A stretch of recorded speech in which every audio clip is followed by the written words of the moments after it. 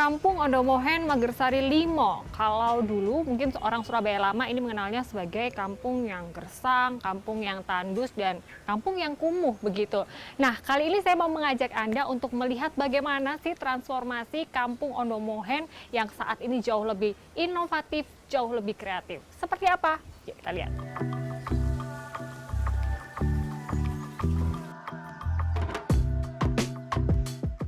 Kampung Oase Ondomohen hadir di kota pahlawan dengan segudang cerita. Awalnya, kampung yang berada di Jalan Ondomohen Magersari ini merupakan perkampungan biasa yang dihuni sekitar 20-an kepala keluarga. Menurut warga saat itu, walaupun kampung ini berada di pusat kota, namun kondisinya bisa dikatakan gersang dan tandus. Sekitar tahun 2004, warga mulai tergerak untuk mengubah tampilan kampung mereka. Salah satu warga yang berinisiatif untuk membenahi Kampung Ondomohen adalah Mus Mulyono. Saat itu, ia mulai mengajak warga untuk melakukan penghijauan kampung dengan menanam berbagai tanaman. Mulai dari tanaman hias, tanaman obat, hingga sayuran.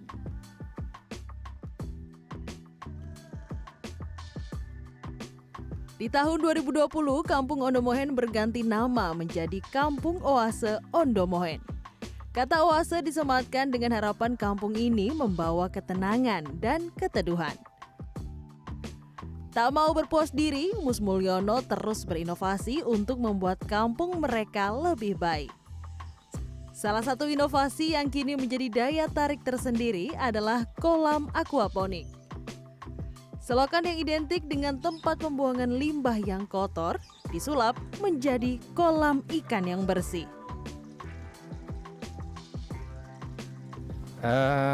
Memang ini selokan, tapi secara fungsinya ini saya jadikan dua fungsi. Jadi kita namakan kolam gendong karena kolam ini dia menumpang atau digendong dengan saluran untuk pembuangan.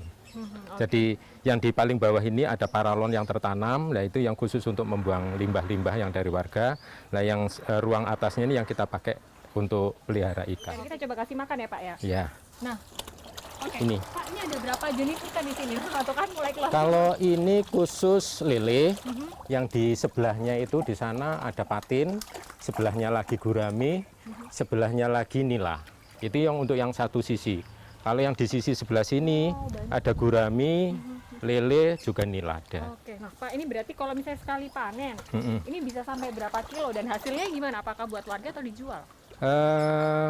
Lebih banyak untuk ke edukasi ya, tapi kita lebih utamakan untuk dikonsumsi sendiri karena hasilnya memang nggak terlalu banyak karena memang ini kan kecil, tetapi secara umum hasilnya itu sekitar 60%-an lah kalau kita pelihara. Jadi umpamanya kita pelihara 1000, nanti sekitar 60%-nya bisa kita panen. Jadi yang tingkat hidupnya. Ada sekitar 20 keluarga yang tinggal di kampung ini. Ketika Kampung Oase Ondomohen semakin rindang dan hijau dan membuat warga nyaman, ternyata justru menjadi semangat tersendiri bagi mereka untuk terus berinovasi untuk kampungnya. Apalagi apa yang ditanam dan dibudidayakan di kampung ini bisa dinikmati oleh warganya sendiri. Semakin lama karena tempat lingkungannya enak, di mana karena lingkungannya bersih itu akhirnya warga itu termotivasi. Terus akhirnya kadang-kadang di suatu tempat itu ketika ada lomba mereka berhenti, tetapi warga sini tidak, Mbak. Jadi mereka selalu ingin, wah apalagi ya yang harus kita itu supaya kampung ini akhirnya makanya kita menjadi kampung wisata ini banyak dikunjungi dari beberapa daerah yang mereka belajar tentang pengelolaan lingkungan di sini. Iya, Kampung Oase Ondomohen Surabaya kini menjadi salah satu destinasi wisata edukasi kampung di kota Surabaya. Sebagai bentuk dukungan terhadap warganya yang berdaya, pemerintah kota Surabaya kerap memberikan pendampingan dalam memajukan kampung ini. Mulai dari berbagai pelatihan hingga dukungan dana untuk terus mempercantik kampung yang kini menjadi salah satu kampung edukasi di kota pahlawan ini. Terutama untuk wisata edukasi lingkungan di sini kami juga memberikan supporting yang sangat luar biasa melalui dana kelurahan yang awalnya dulu itu masih tutup salurannya masih menggunakan beton. Nah, sekarang agar wisatawan bisa melihat dengan jelas bahwasanya di saluran tadi ada budidaya ikan, kami berikan besi-besi ini sehingga nanti wisatawan juga bisa memberikan makan langsung di saluran tadi.